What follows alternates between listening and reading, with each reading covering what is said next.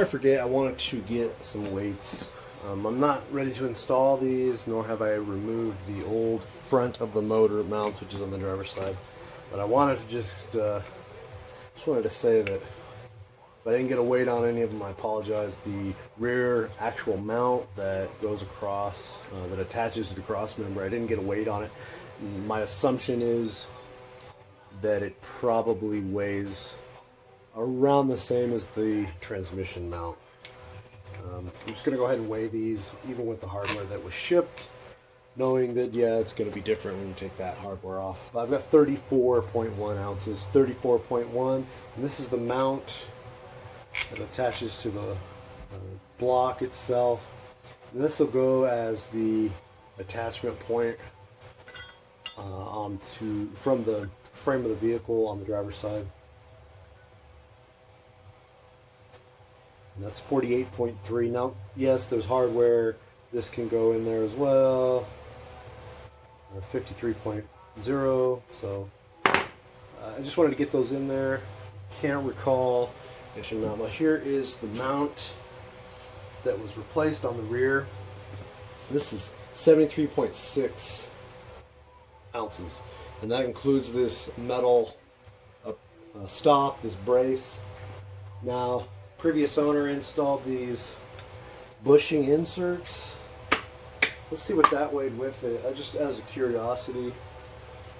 You may not care, but I do. I want to see.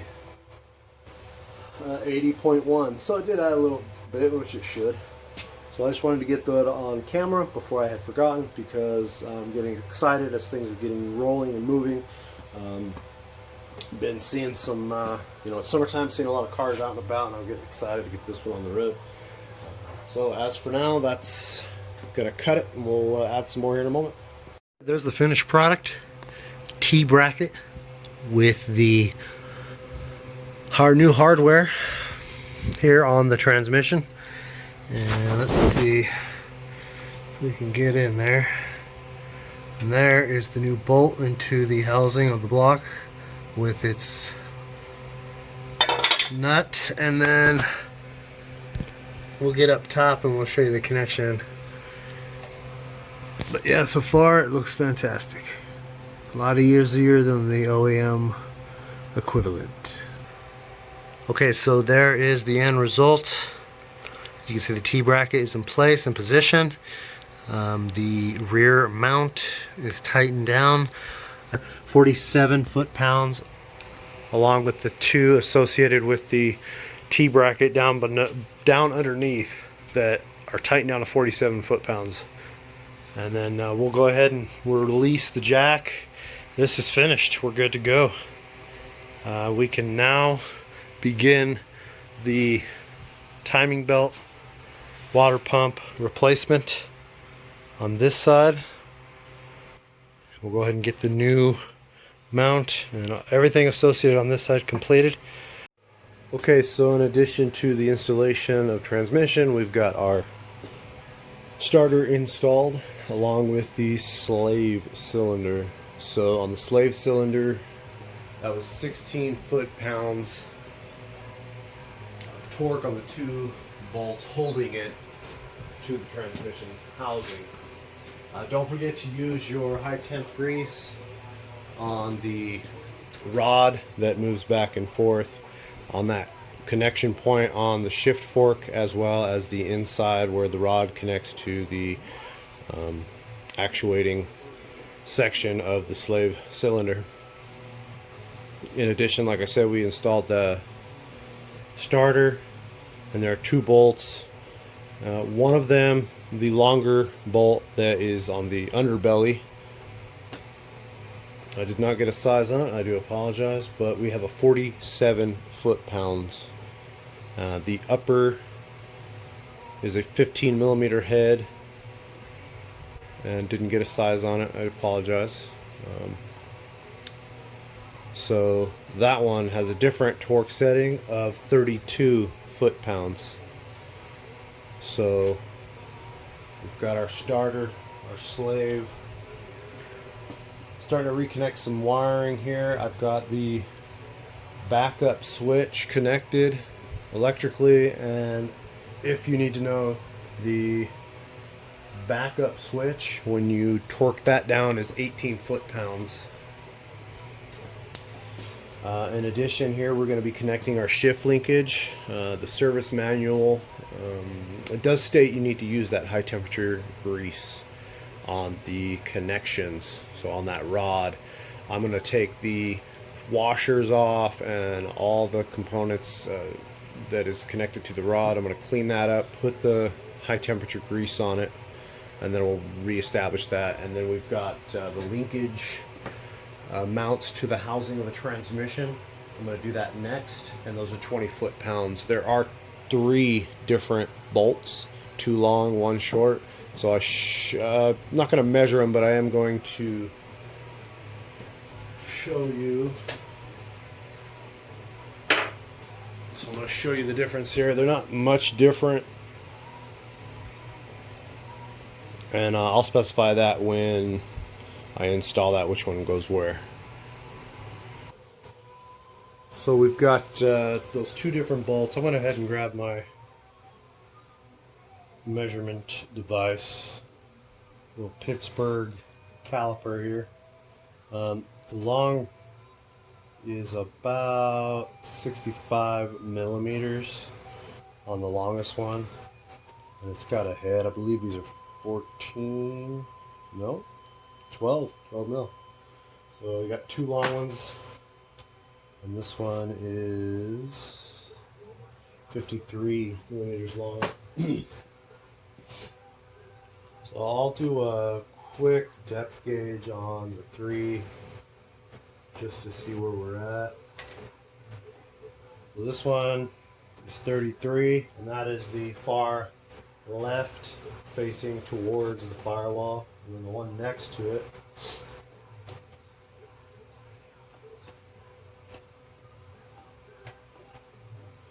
.29. That one's pretty short.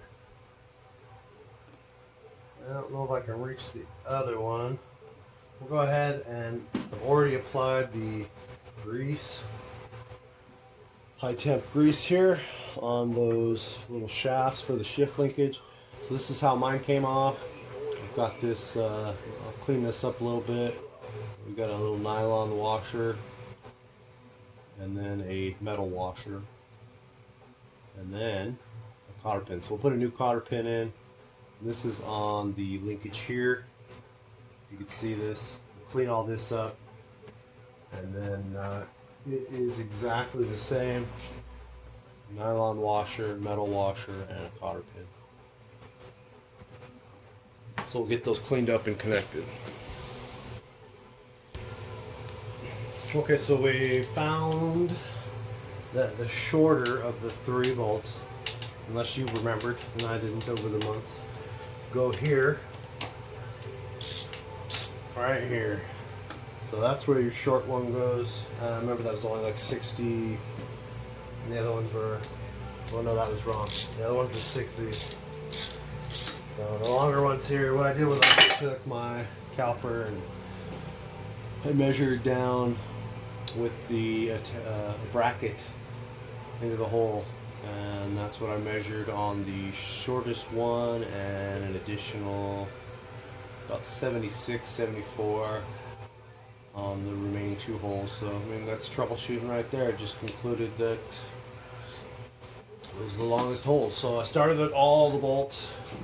We're going to get these washers cleaned up and new cotter pins. These are already connected. I connected these first, put the housing in place, put 1 bolt in, measured the holes, came to the conclusion, and now we're going to tighten it down, and our shift linkage will be done. And then on the torques, those are a total of the 3, each get 20 foot-pounds.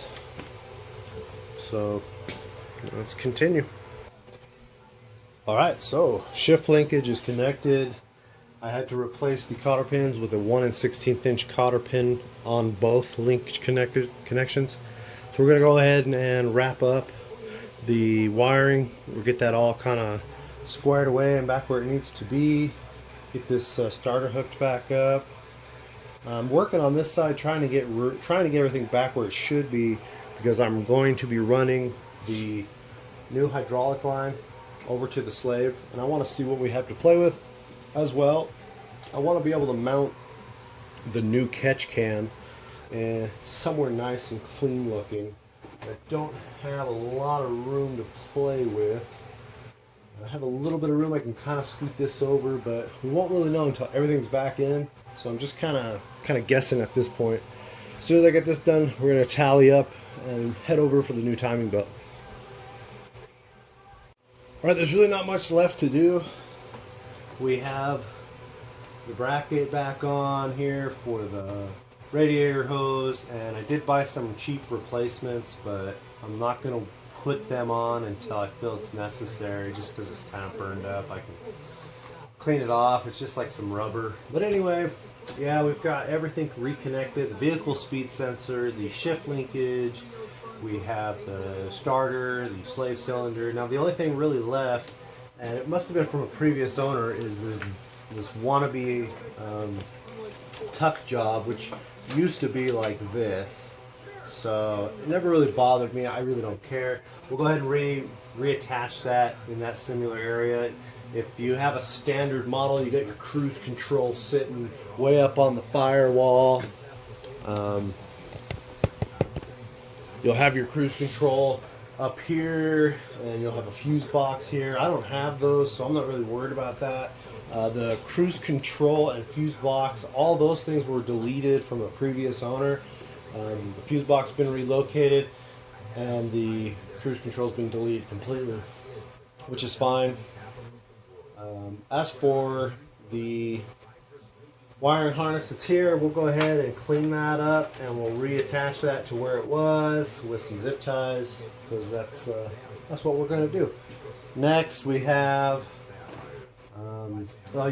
the vehicle speed sensor. I reconnected that, so the only thing I have to do now is I've got this braided line here that I had tucked away, and we're going to figure out where we're going to run it, and we're going to get it located down there. We'll do a couple dry runs and see how I like it. I would like to have it as discreet, possibly not too many bends in it. Perhaps we'll come across here. Believe that the original had a connection here, and I'd probably still have the bracket, but we'll look. We'll run it there, we'll run it across, connect it to the firewall, be done with it. Then we can start looking at a mounting location for the new oil catch can. When I bought it, I was like, man, that looks great, good price. It is a no-name brand, but I found a location that looks perfect for it, but it interferes with my Jackson Racing supercharger bracket here that houses the idle air control valve. So I don't mind having this somewhere, let's say down below or a little bit lower. I'm gonna have to work out some positions to see if I can get that, say down there, and the oil catch can. In fact, give me a second here and I will show you the catch can. Okay, so catch can. So the thing about it that I like about it is it has these welded bungs for the AN fittings, which I have some, which is really nice. It's gonna add a little color to the car. The only thing I didn't like was this gigantic filter, and since this is kind of a custom one-off, I like the drain on it. It's nice to have a drain. The previous one I had was located right here, and I just had to remove it to drain it, and I didn't like that. The reason I picked this one was I thought it would fit pretty good. I didn't realize that the filter was going to be this large. But what I was thinking was getting it mounted like here. And you can tell it would probably fit really good, but I don't have the supercharger on. I don't have nothing on it. Nothing. So I really don't want to be mounting it anywhere. If I had deleted the AC a little better, I could probably fit it right here. The problem is it's just so tall with this filter on it. So maybe we'll do something else. Maybe we'll maybe just put a little screen on it. without the filter, it's got a lot more room to really just be perfect right there without that filter. You know, so, and the funny thing is these holes line up on the money. So it's kind of unique, and that's really where I want it. I'll have to work something out with that filter. Maybe we'll do a little screen, mesh, something. If you have a suggestion, leave it in the comment section. Let us know. Okay, so the project is going well. I've got the engine stiffener ready to be cleaned up, and there's a video already out that I made on the bolts themselves. I got to get all that cleaned up so I can get that attached. I'm not real concerned about that right now, so I went ahead and removed the alternator and the power steering pump. Went ahead and got supported the oil pan per the manufacturer's specifications in their repair manual. Put a jack under the oil pan. Does not specifically say where, but to add a cushion. So I got 2 towels that we used to use that I'm going to use for oil or whatever, and I've got those supported on my transmission jack, which has a broader surface area, and there's the cushion. I didn't hear no creaking, I didn't see no movement when I removed the front of the motor or the side mount with the bracket. This does not include the other piece that attaches to the cylinder head. So we're going to try and get a weight on that.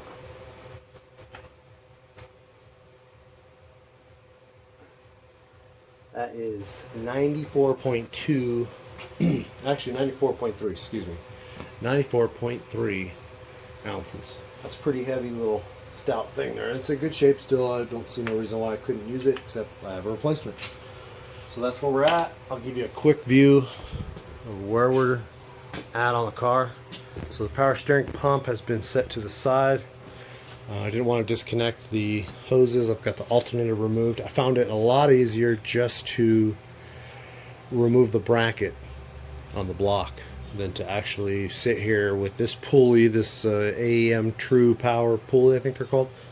I found it much easier just to remove the bracket and then try to remove this without the pulley. The pulley's in the way and I can't get this out, so it's easier just to remove the bracket and then remove the bracket from this adjustment bolt.